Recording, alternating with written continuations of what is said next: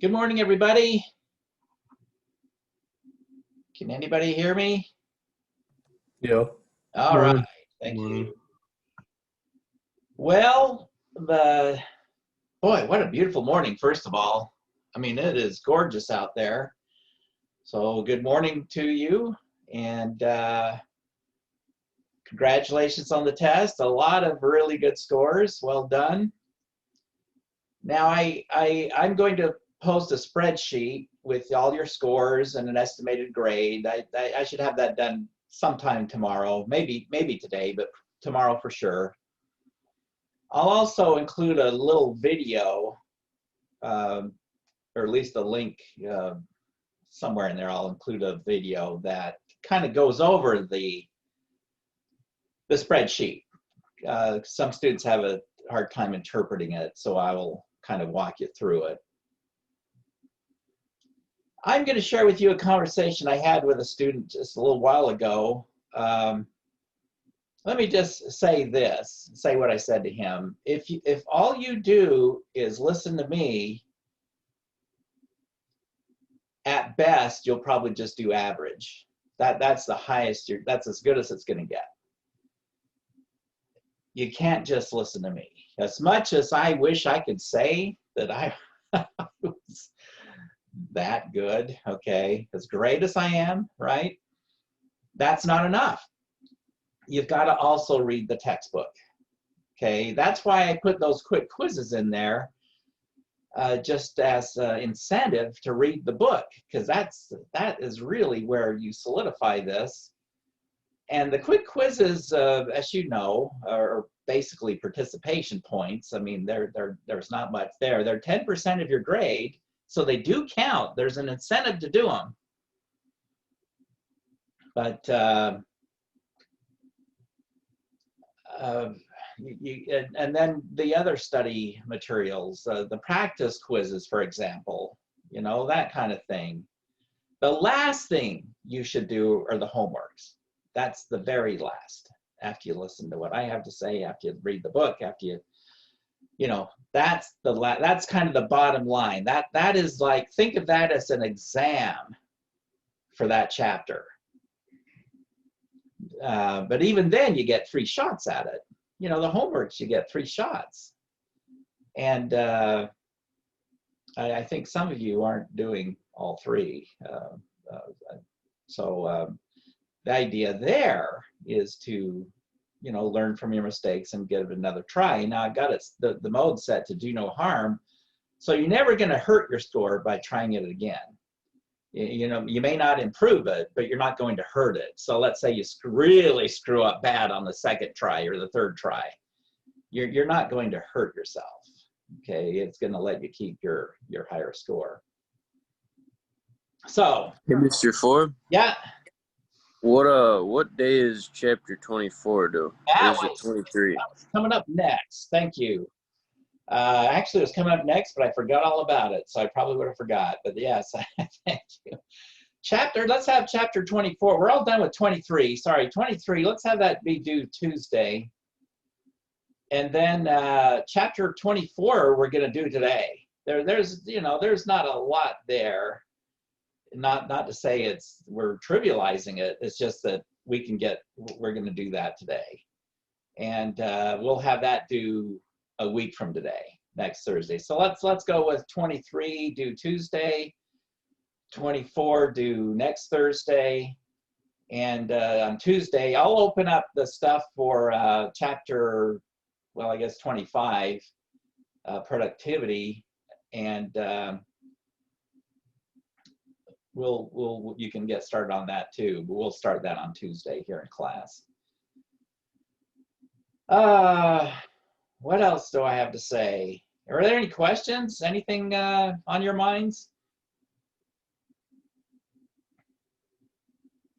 Well, if you think of something, feel free to pop on in. Let's go ahead and let's do the consumer price index. So, okay.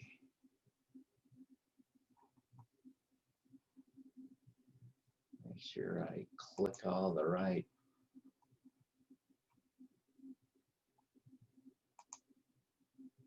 Okay, you still hear me? I don't. Yeah. I can hear Okay. Uh-oh, I clicked something. Can you still hear me? you. Yep. Okay. Yep. I clicked a cancel button. I didn't think it would get rid of you, but okay, here we go. Consumer Price Index. Except, as has been often Whoops. pointed, Let's start at the beginning. You'll get more out of it. in which world would you rather live?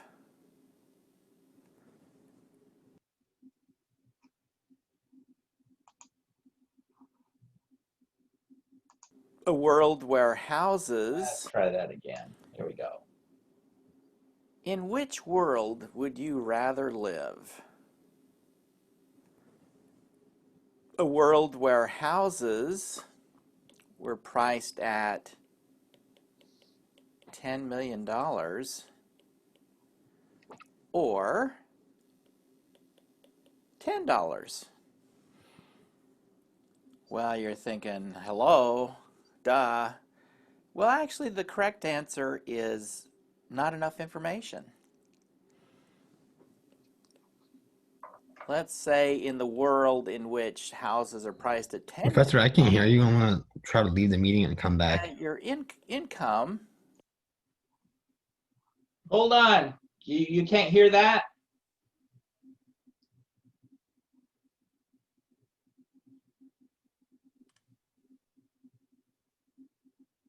I think he said he was going to leave the meeting and come back. Okay, but you can hear this, you can hear what I'm playing here about the houses and income? Yeah. Okay. Yeah. All right, all right. Yeah, I'll back it up just a smidgen. Let's say in the world in which houses are priced at $10 million, that your income is $20 million per year, and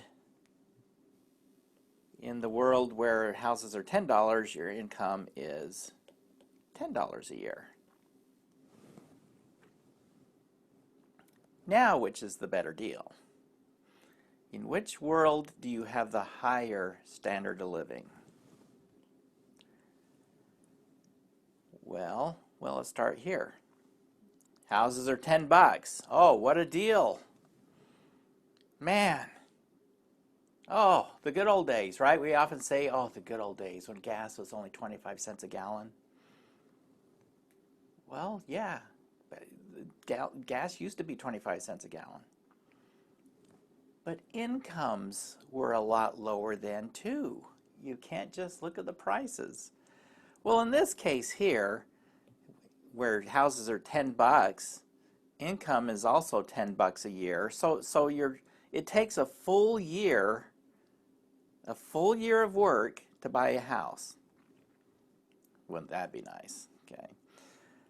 Whereas this world here, well, your income's 20 million, house is 10 million.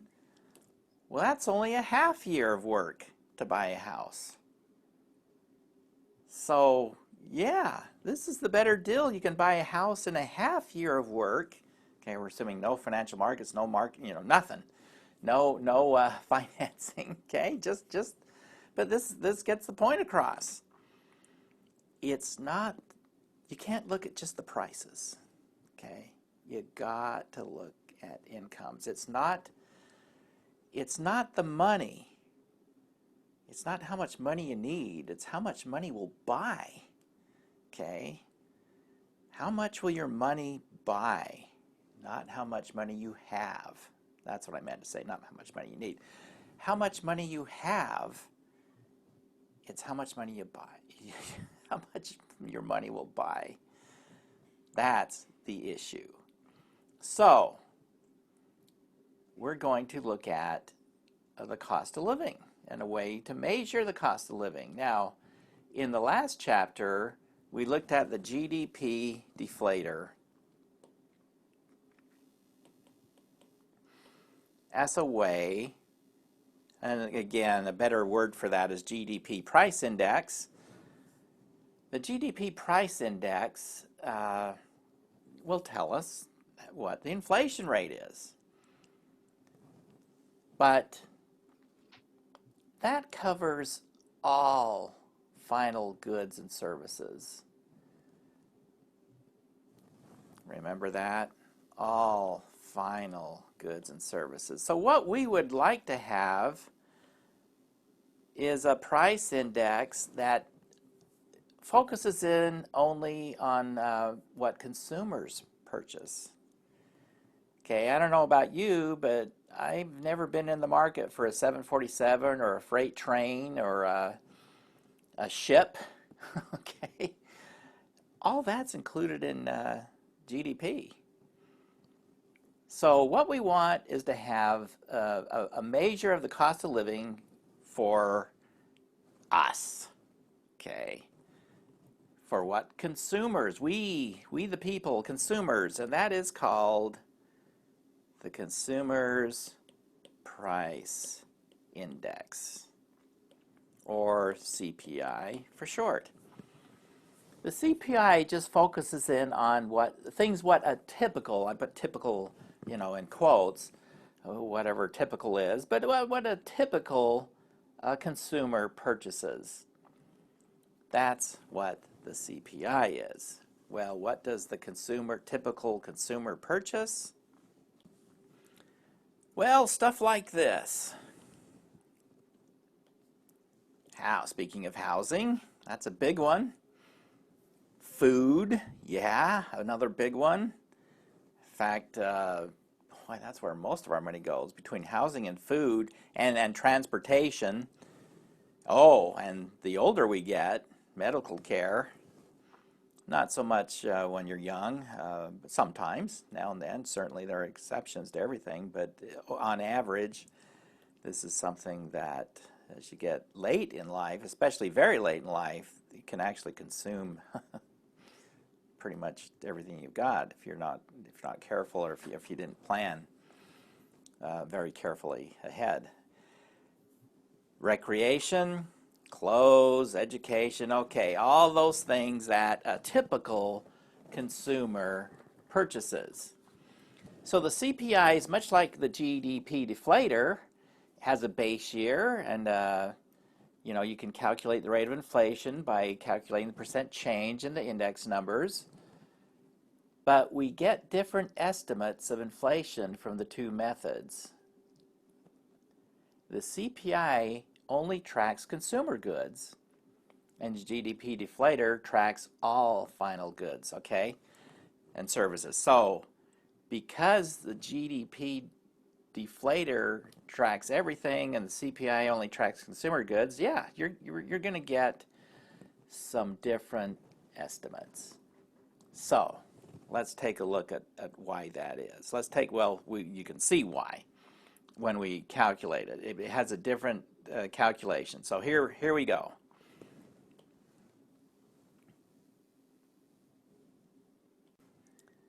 To review, the GDP deflator is nominal GDP divided by real GDP. Okay, and what is that? Well, nominal GDP was the price in the current year multiplied by the quantity in the current year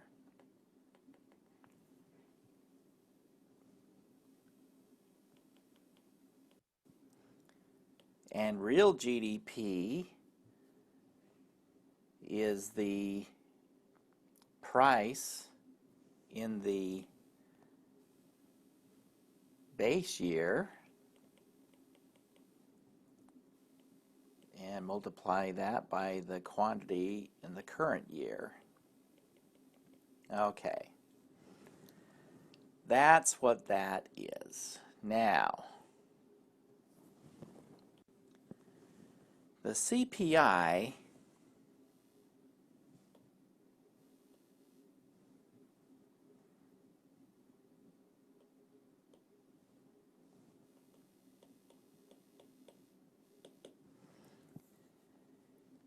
what that does, how the CPI is calculated is they take a basket of goods that the typical consumer purchases in the weights of the typical consumer, and they take the price in that base year. They take a base year and they hold that basket constant, and then just see what the price does of that basket of goods from year to year to year. So what they do there is they take the price of this basket of goods in the base year and times it by the quantity of the goods in the base year. And well, let me move that over here so it's easier to.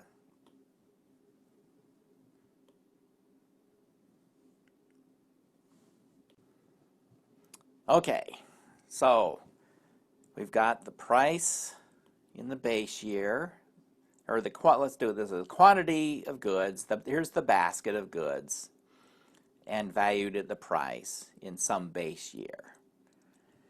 And then what they do is they carry that through to another year, which we'll call, the current year. But they keep the quantity, the basket, the same. But they value it at the price in a current year, okay, a later year typically. Or it could be just a different year, okay, whatever year we're looking at. It could be earlier, actually. So that's how they do it. So what is the difference? Well, both calculations are the same here. It's the price, the current price over a base year price. See, current price over base year price. So they're calculated the same there. Where they differ is here. The CPI keeps quantity fixed at the base year, whereas the GDP deflator keeps quantity at the current year. So in addition to the fact that the CPI is only goods and services that are a subset of the GDP deflator. Again, GDP deflator is all final goods and services. CPI uses just consumer goods. There's a difference in the way it's calculated. The CPI is weighted with quantity in the base year. The GDP deflator is weighted with the quantity in the current year. The result is that the GDP deflator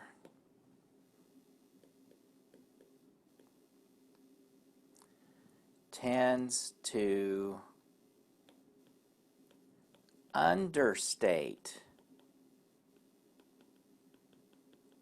inflation, while the CPI tends to overstate inflation. Well, this is because of something called a substitution effect in calculating these numbers. What happens, for example, what happens when the price of butter goes up? Here's the demand curve of butter. Let's say the price goes from P1 up to P2.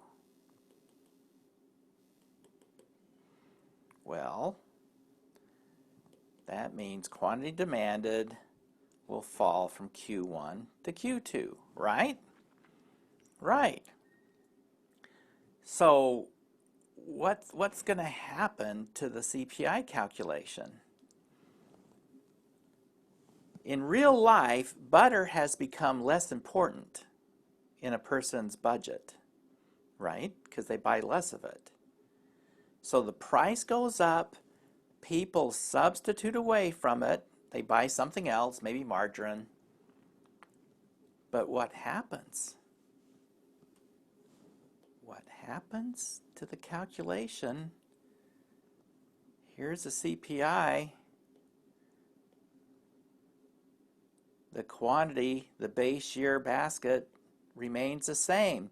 The base year basket doesn't account for this. It still thinks we're consuming at Q1. And therefore, when the price goes up, as we see here, it's going to overstate the importance of butter. See, butter was more important when we're consuming this much. It's not as important when we're consuming this much. But in the calculation, it is assuming we keep consuming the same amount no matter what the price is. So the price can just keep on going. And it overstates the rate of inflation as a result. The price of butter is weighted by this much, this quantity, instead of this quantity. We consume less, it's not as important to us, but the CPI thinks it is. In other words, the CPI thinks the demand curve looks like this. And if you've had microeconomics, if not, you will have it. If the price goes up to from P1 to P2, then there's no change in quantity consumed. That we call a perfectly inelastic demand curve. So unless these goods are all perfectly inelastic, we've got a problem of overstating inflation.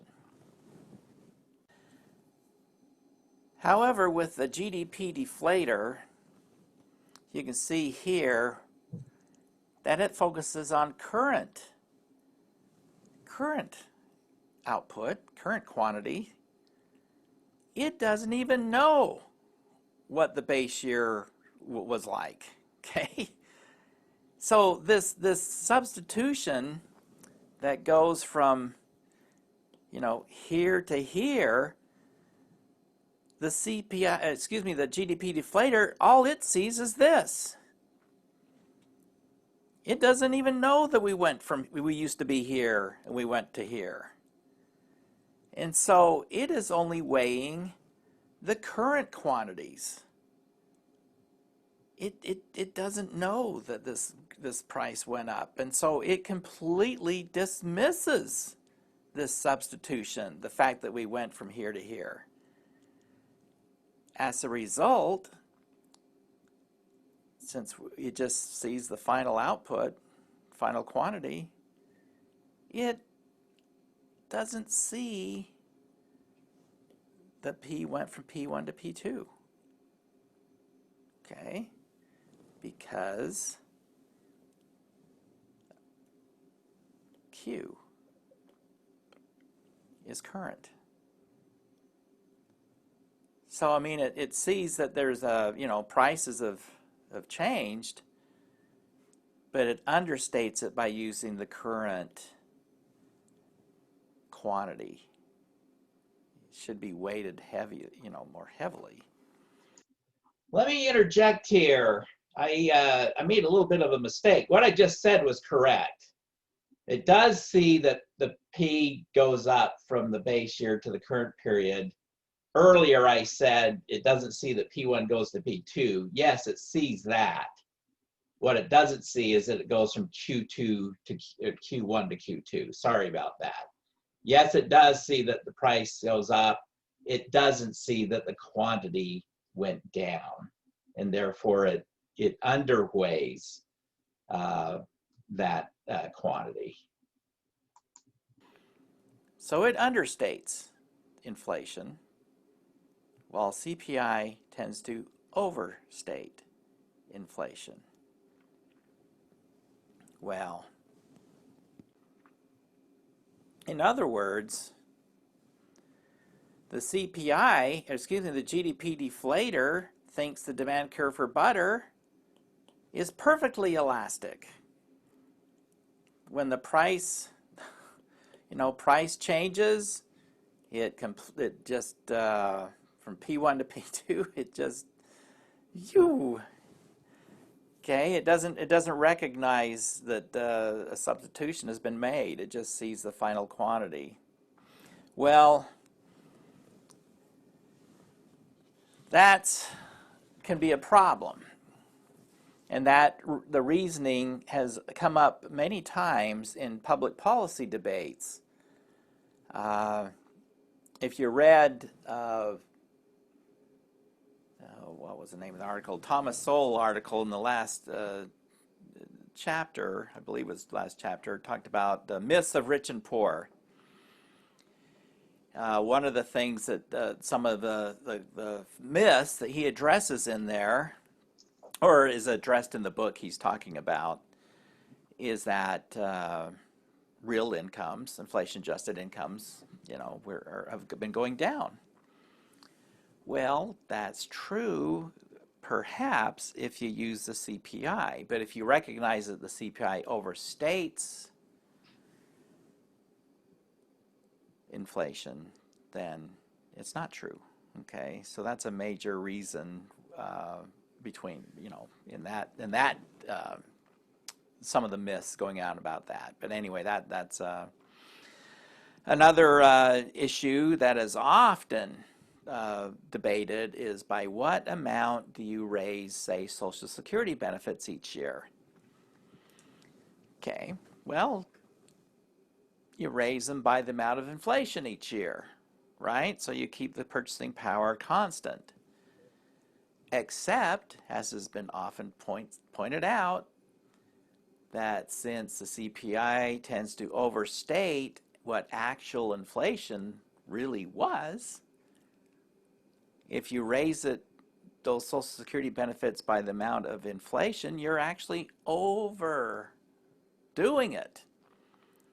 That retirees, getting Social Security benefits are actually getting more than they need to compensate them for inflation. So that's a big debate there. Some will say, look, with the federal budget, the budget is just, we're in deficit, we got tons of debt.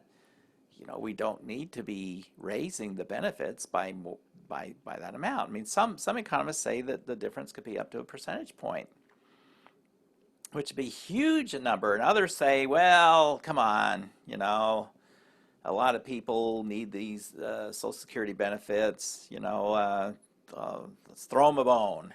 Maybe it does overcompensate, but so what? Okay, so that's the essence of that debate. One of the things however, that the CPI, even though it overstates inflation, it doesn't.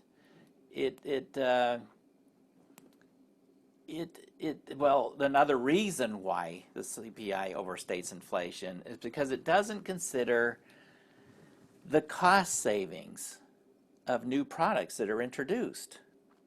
For example, well, let me write this down. Okay, other reasons CPI overstates inflation. One is does not recognize, sorry about my writing,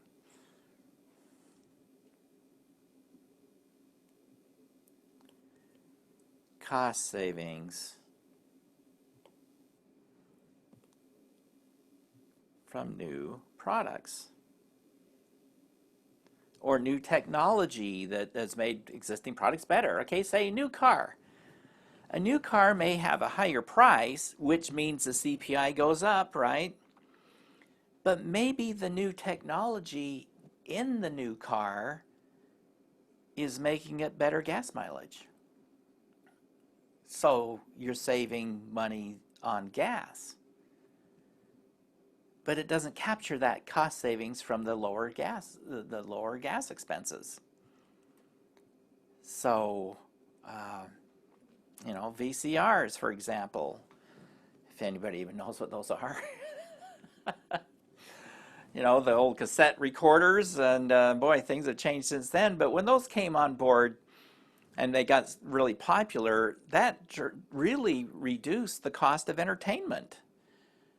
You know, going to movies, you know, people could rent movies for a lot cheaper, you know, than they could go to movie. You know, take a whole family out to the movies, it could cost $50, but rent a movie for the whole family for $5.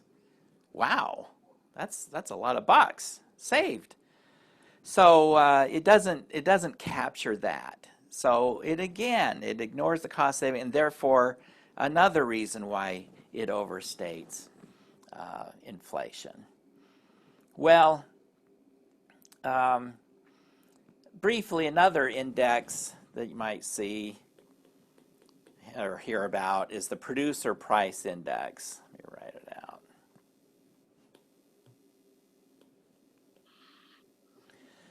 Well, you can guess what that is. The Consumer Price Index just focuses on consumer goods and services, stuff we people, households buy. Producer Price Index focuses on things that businesses, you know, buy. You know, raw materials and, you know, stuff like that. So usually Producer Price Index will rise. It's a good indicator, an earlier indicator of what's going on, perhaps with inflation. You can see that changes there typically before changes in the CPI.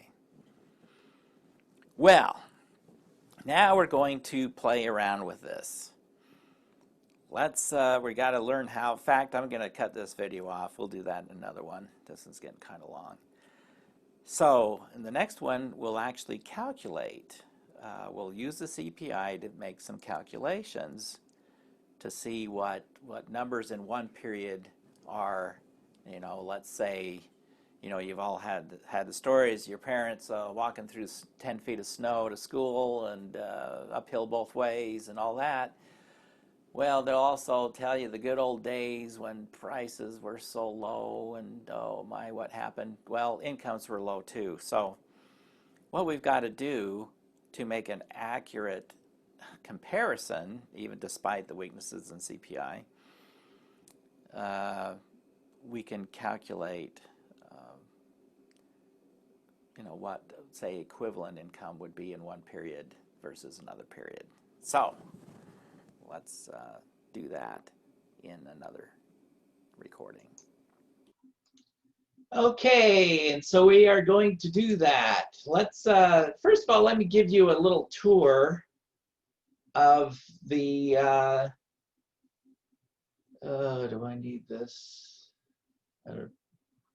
Hold on. Okay, you can still hear me, right? Did I lose anybody? Yeah. Okay, thanks.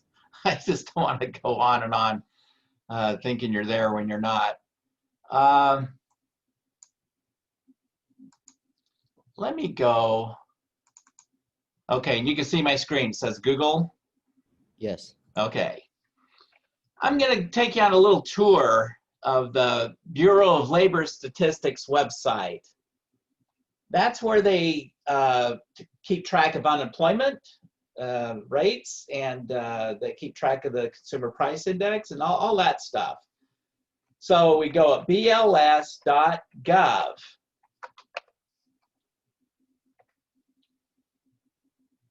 And that gets us to their home page, and we see all kinds of stuff about employment, latest numbers on CPI, unemployment rate, all that.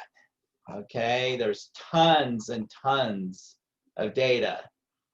Well, we won't look at all of it, believe me. It's easy to get overwhelmed, but if you look at the top, you see subjects, data tools, publications, economic releases, okay, so forth. If you go to data tools, and then go to BLS Popular Series.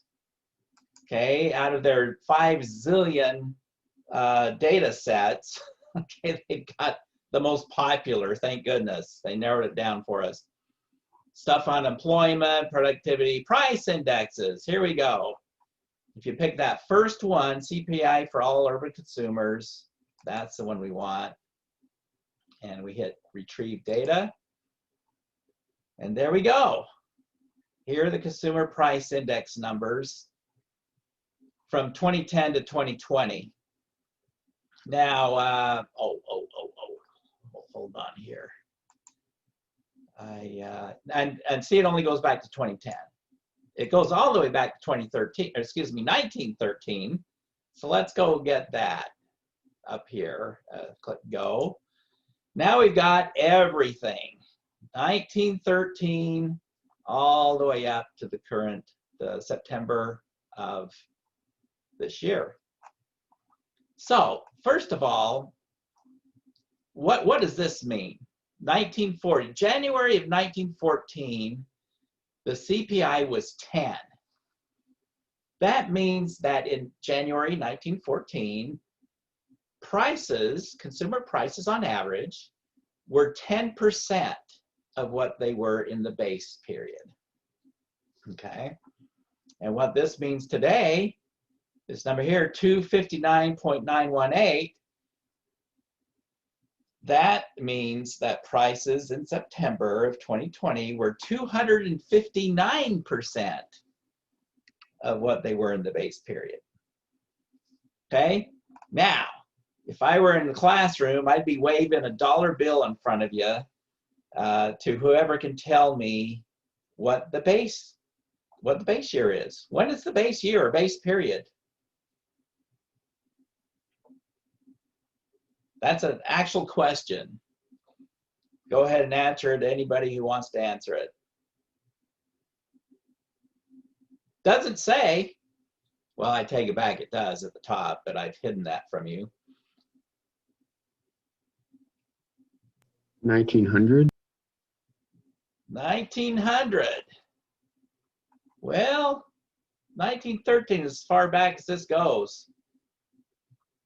Okay, now think back to the GDP deflator. We didn't really talk about this with the CPI, but everything works the same way. It's a price index. The base, it would be the, when? 1982. Aha! Why are you picking 82? You're close. Because it's like in the 100%. Well, in 1983 is the first time, let's see, halfway through 83, you can see a 100.2. Little bit of a trick question. The base year with the CPI and with the GDP deflator is 100. What that says is that prices were 100% of what they were in the base year. Well, if they're 100% of what they were in the base year, likely that's the base year. Here's the actual base period. With the CPI, it's 1982 to 1984. So a little bit of a trick question. Why isn't it a 1 year? Why is it a base period? They picked went from 82 to 84. Well, I actually had a professor that worked for the Bureau of Labor Statistics during this period. And he has a really funny story. I wish I could remember the details, but the bottom line was they didn't have a big enough budget to update it, to pick one base year. So they had to kind of spread it out over those years. So 1982 to 84 is the base period. There isn't a base year. There's a base period, 82 to 84. So that's why I say in 1914, consumer prices were 10% of what they were in the base period. And today they're 259% of what they were in the base period, or 2.5 times what they were in the base period. Okay, we're gonna mess around with these numbers. And if you wanna know the rate of inflation, all you do is you take the percent change from 1 year to the next. Okay, just like you did with the CPI, the GDP deflator. You just pick the numbers, take the percent change, and there's your rate of inflation between those two periods.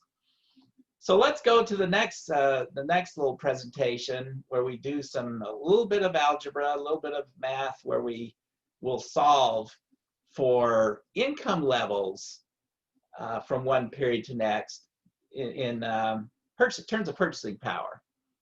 So here we go. Well, where did it go?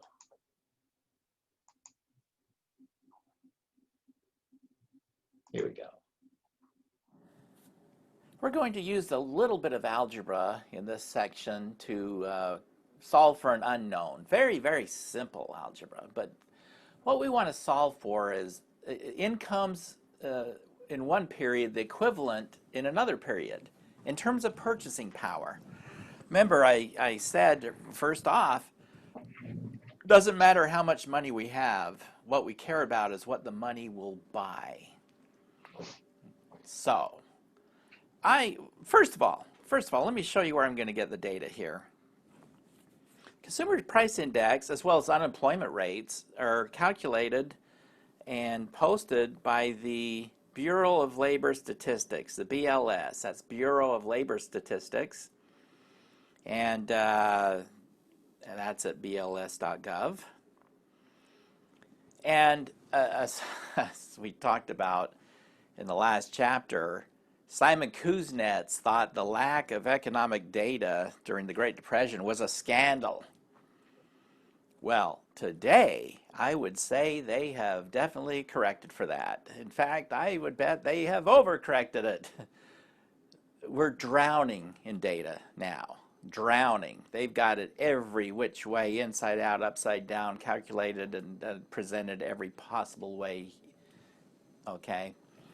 So, it's easy to get overwhelmed. So, if you go to bls.gov, and across the top, you'll see a menu called Data Tools. Well, no, sorry. You'll see a menu. Well, let me go back and read what it says. Across the top, going left to right, you'll see Home, Subjects, Data Tools, Publications, Economic Releases, Classroom, Beta. Okay, click on Data Tools.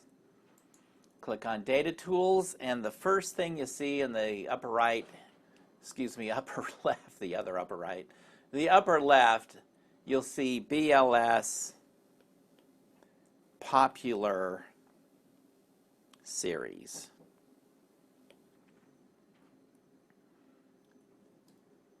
And there's the most popular of all the 5 trillion data sets that they've got. And you've got employment, productivity, and price indexes. You click on that first one under price index. And that's called the CPI for all urban consumers.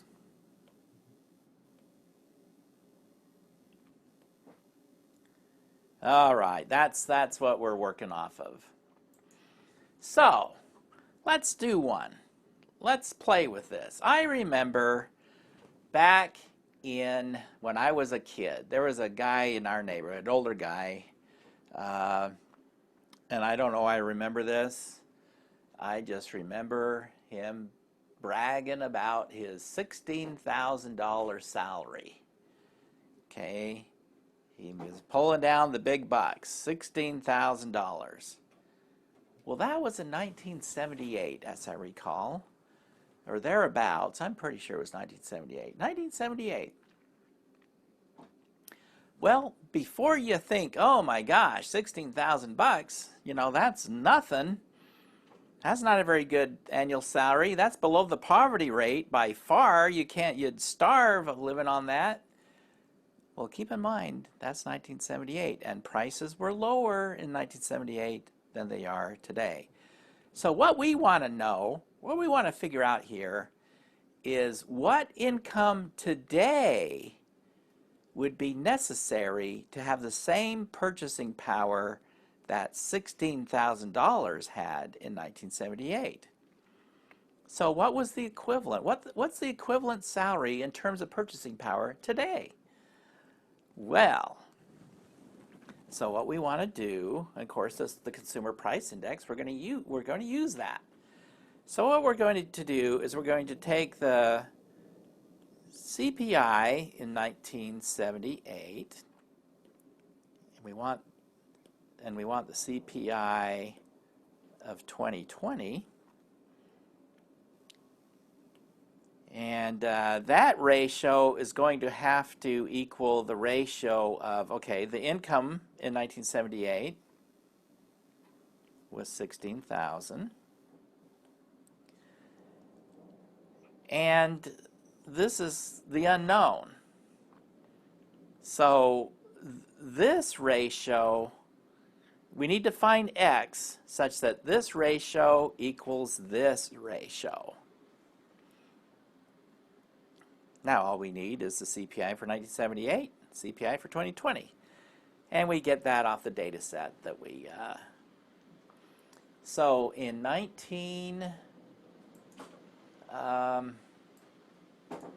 hold it, it's not giving me the years I want.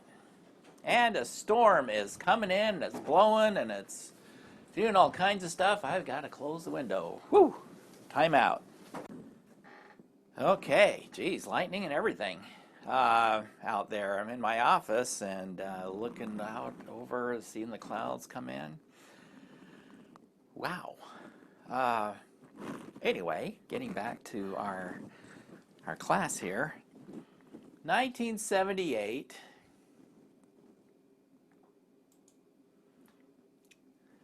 Well, it gives the months and everything. Let's say it's picked January 78. The CPI was 62.5.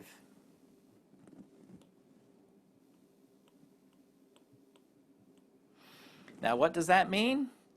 That means prices in 1978 were 62.5% of what they were in the base period. So they were lower in 78 than the base period, whenever the base period was. Okay, well, I'll tell you, the base period is 1982 to 1984. And the reason it's 1982 to 1984 is they didn't have, one of my professors at graduate school was an economist at the BLS, and he said during that time, and it's a funny story, but bottom line is they didn't have the budget to update it. And so it's in 1983. So it's 82 to 84 is 100. Okay, and the CPI today, the latest data point at the time of this recording, was September of 2020, 259.918. And that. Okay. So, again, we need to find x such that this ratio equals this ratio. Well, the easiest way to do it. Now, there's a bunch of ways. You can cross multiply if you want, whatever. Okay? But I'm going to just keep it as simple as I can. And let's crank this out. I don't know if you can hear the rain coming down out there, but it's sure coming. 62.5 divided by 259.918 equals 0.24. I'm just going to take it out a couple of places. In fact, I think it's kind of funny. They take this out to 3 places. I mean, come on. That implies a level of accuracy, a preciseness that just doesn't exist, okay? But whatever, right? Okay, so 0.24 equals 16,000 divided by x. Okay, now we got to multiply x by, we need the x. We need the x to be by itself, right? So let's multiply both sides by x. Of course, that cancels out. So we have 0.24x equals 16,000 divide by both sides by 0.24. That gets our x by itself. Okay. Before we go any further, what does this 0.24 mean? It means that prices in 1978 were only 24% of what they were in the base period. Excuse me, sorry. Prices in 1978 were only 0.24%, 24% of what they were in 2020. Okay, so they're about a fourth of what they were in 2020. Or in other words, in 2020, prices were 4 times what they were in 1978. Just take the reciprocal. Okay, so 0.24 divided by 0.24, of course that cancels out. And we've got our answer. So x equals 16,000 divided by 0.24, and that equals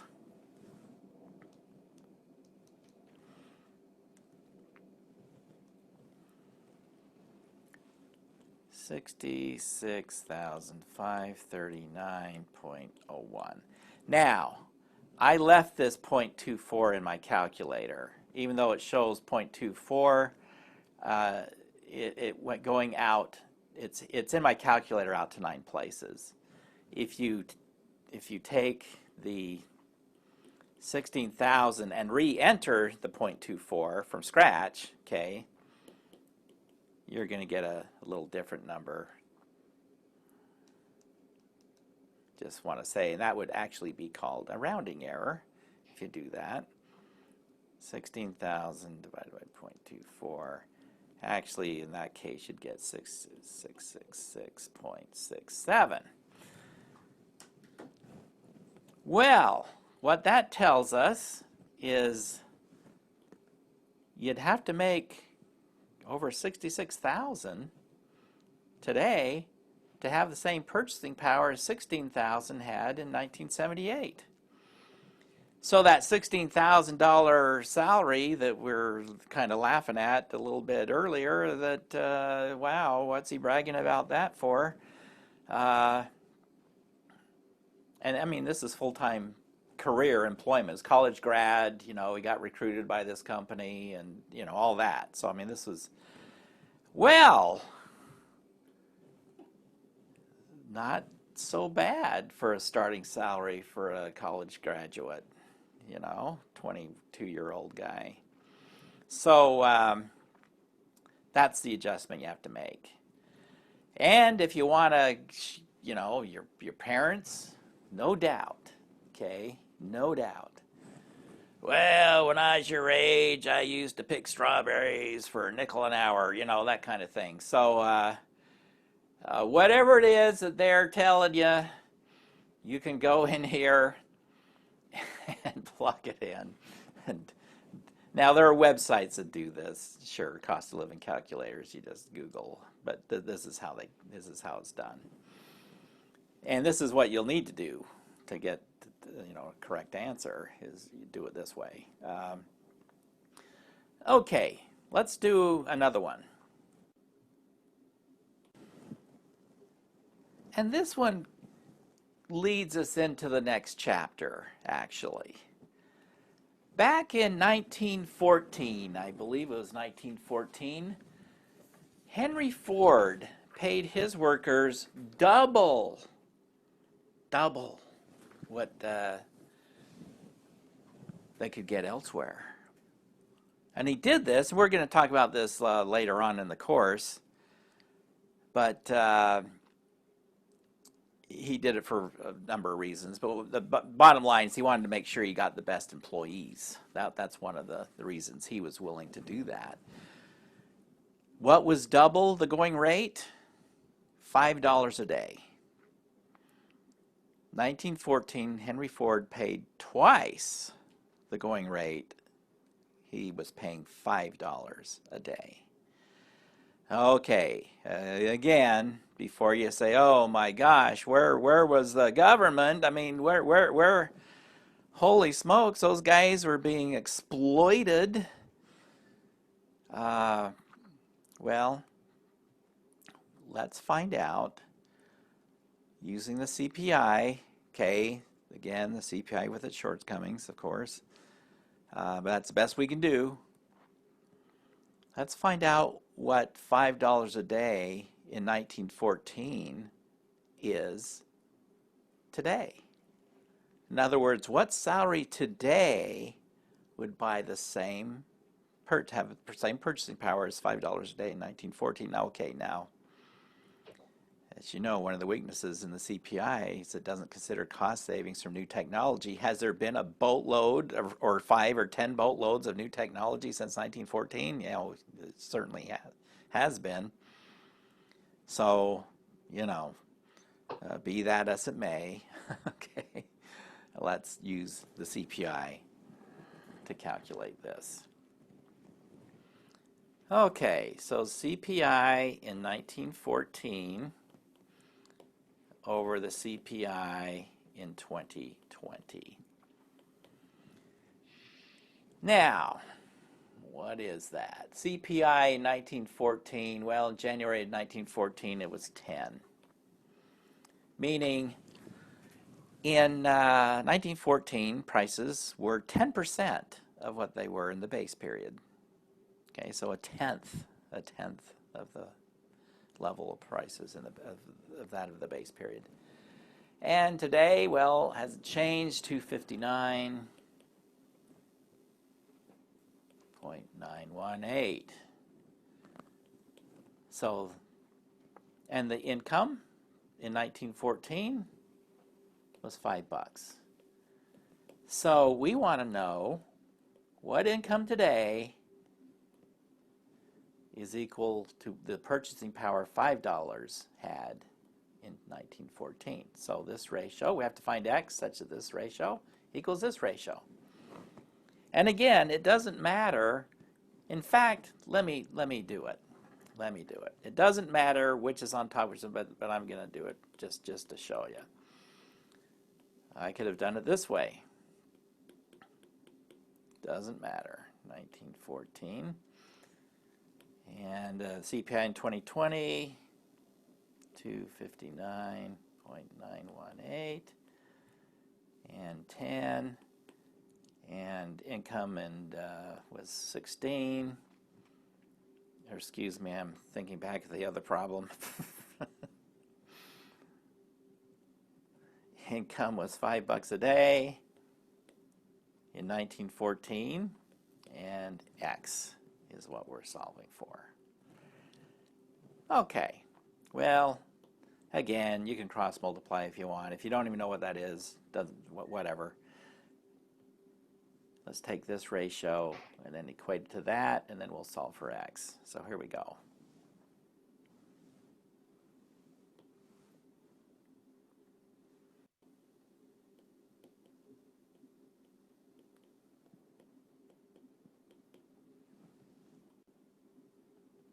And I get 25.99. That equals x over 5. Okay, get the x by itself. Well, let's multiply both sides by 5. Of course, that cancels out. And multiply that by 5.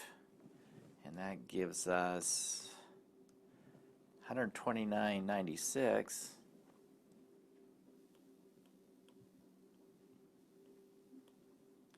Equal x. There we go.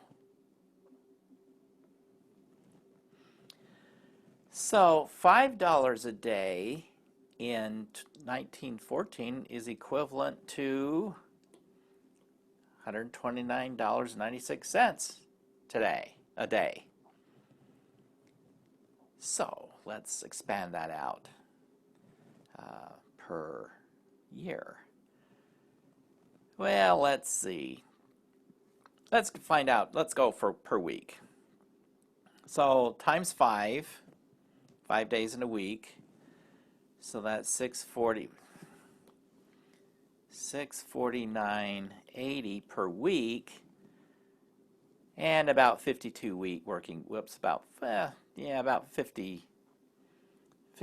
in a year. Well, let's just go for a full year. 52 weeks in a year. times 52 equals 33,789.34.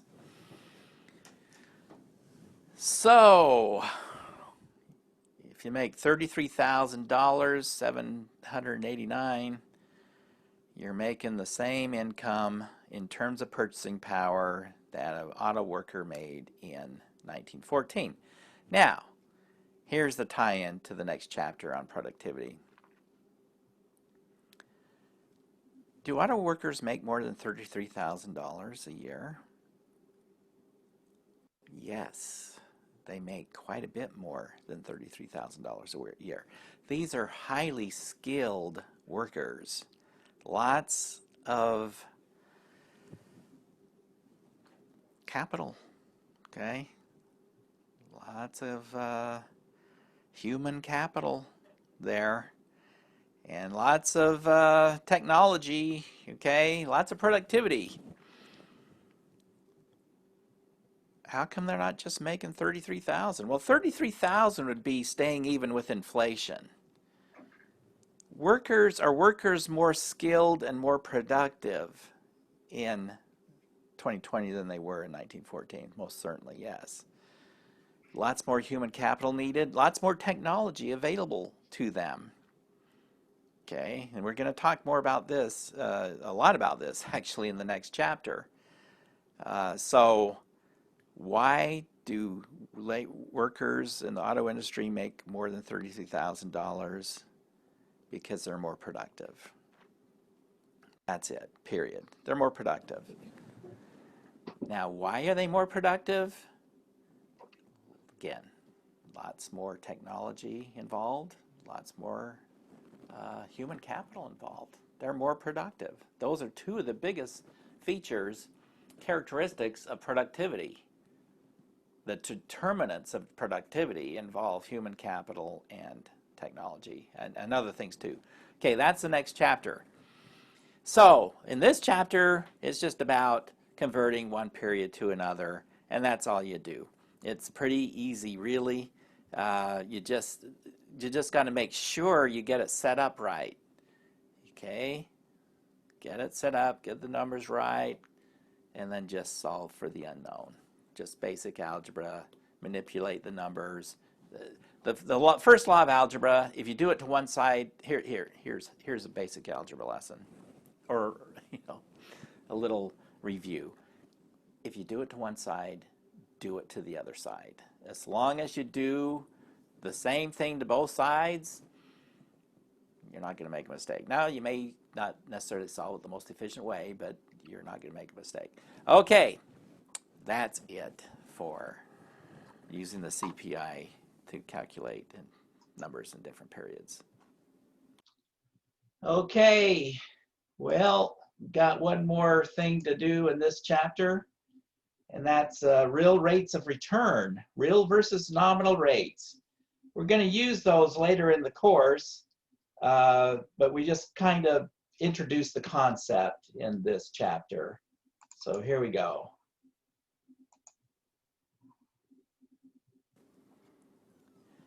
I've got another puzzle for you. Which rate of return would you prefer? Rate of return on your savings or investments, okay? Would you prefer 25% or would you prefer 5%? Well, you probably know I'm setting you up. The right answer? Not enough information. Got to know the inflation rate. Well, let's say inflation has been 23% here, and in this scenario, 1%. Aha. Well, just as we don't care about how much money we have. We care about what the money will buy. We care about the purchasing power of the money, right? Well, the same with our rates of return on our savings and investments. It's not really the rate of return on the money, these numbers, it's not the rate of return on the money, it's the rate of return on the purchasing power that we really care about. Well, if we subtract the rate of return, if we subtract inflation from the rate of return, we get what is called the real return. Or the real interest rate. Okay, if we're talking about interest, the real rate. Okay? Well, what's the real rate of return in the first situation? 25% minus 23, that's a 2% rate of return in terms of purchasing power. So you invest your money at 25%, and if there's 23% inflation, your purchasing power increased by 2%. In this situation, the real return, 4%. Hey, someone's got to cut their mic. We can hear some music back there. Thank you. And you can listen to music later. Okay, listen to this now. So which is better, 2% or 4%? Well, obviously, in this scenario, you'd prefer to have a 5% return when inflation is 1, so your purchasing power increases by 4. Now, this over here has a name too. We call that the nominal rate. The nominal rate is just the rate at which we do business. Okay, go up and look at mortgage rates.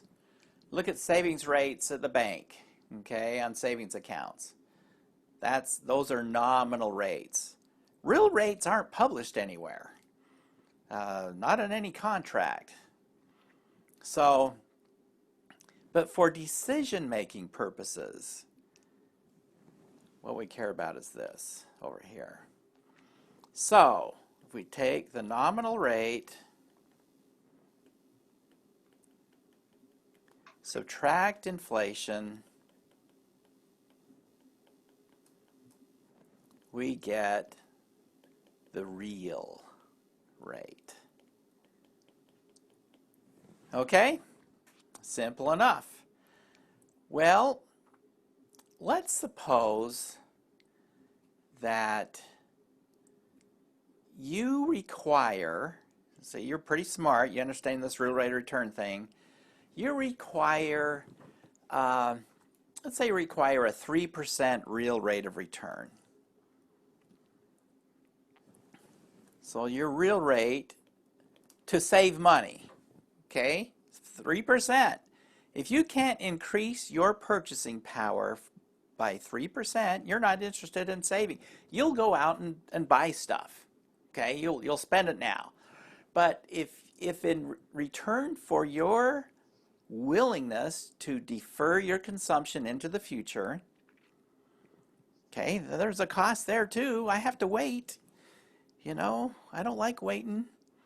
But if I can get a 3% return on my purchasing power, I'm willing, or you're willing, okay, whoever is willing to do it.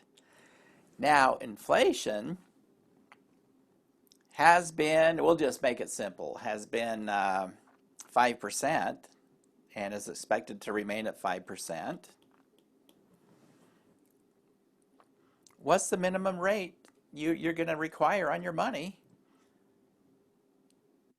for you to save it? What rate do you have to get? Well, we're just kind of going backwards here. You require a 3%, inflation is expected to be 5%.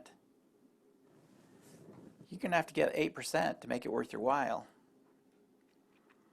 Now later on we're going to talk about when expected rates are different from actual rates of inflation, because the fact is we don't really know what inflation is going to be. We just know what we think it's going to be, but we have to make a decision based on what we think it's going to be. but it's not always the case. So we'll get to that. We'll talk more about that in a later chapter. This is called the Fisher effect, by the way. After economist Irving Fisher, he discovered this nominal rates were sensitive to rates of inflation and what people really care. So if inflation moves up, let's say inflation actually goes up to 10%. What do you expect will happen to, let's say your real return requirements is still 3. What do you expect will happen to nominal rates? Well, they're going to go up. In this case, to 13%. So the higher the inflation rate, the higher interest rates are going to go. Because people aren't going to save their money if they're going to lose purchasing power. What happens if the rates stay at 5? Or excuse me, 8. Let's say, what if the rate stays at 8?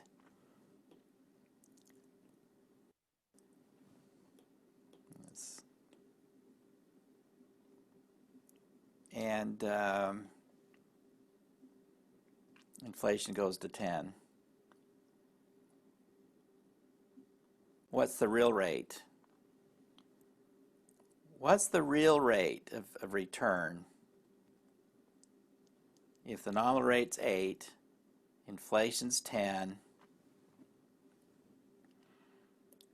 it's -2. So by deferring your consumption into the future, your reward is that you have 2% lower purchasing power.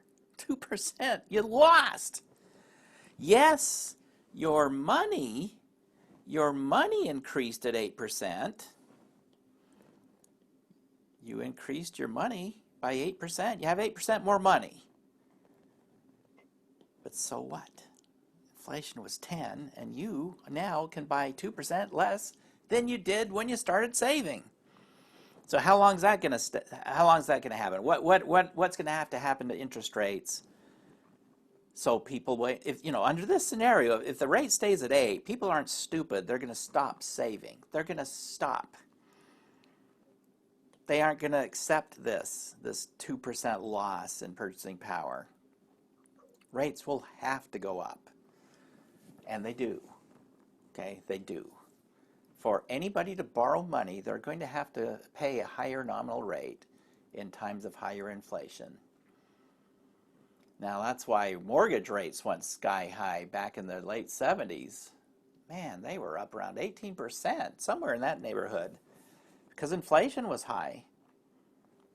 Well, what bank is going to lend money for anybody to buy a house if they're going to get a negative real return? They're not going to ever. So mortgage rates were quite high, but that's I think the gist of it in this chapter, and we will revisit this later on. But just keep this little equation in mind.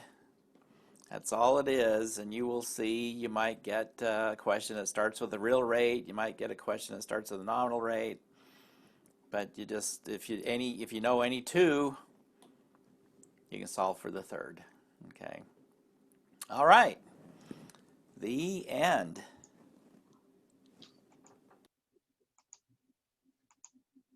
Well, let's see. I think we'll cut it off. We think we've had enough. Have you had enough?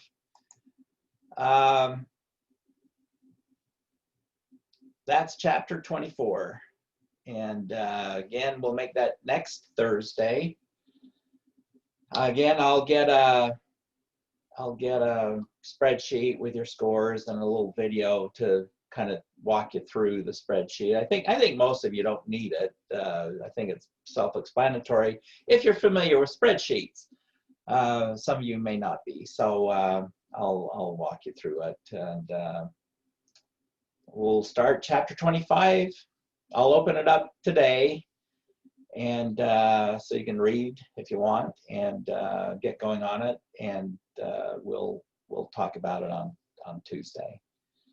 Any questions about anything? We got 10 minutes or so, longer if you want to stay longer, but anything you want to ask? Speak now or forever hold your peace. No, I'm kidding. Anything at all? Going once. Okay, gone. Well, you guys have yourselves a nice day. Gosh, looking out my window, it looks like the clouds are coming in. It was gorgeous earlier. Oh, well. See you guys later. Have a great weekend. What's today? Thursday. Columbus Day coming up on Monday. I don't think that affects us. I think we're still open and classes. We used to have a fall break, which is kind of nice. We don't now. Okay. It's a nice little breather that we don't get anymore. But anyway, have yourselves a nice weekend and see you on Tuesday. Have a good Hi, thank you. Bye. Have a good one. You too. Thanks. Bye, thank Bye, guys. you. Have a good day. Thank you.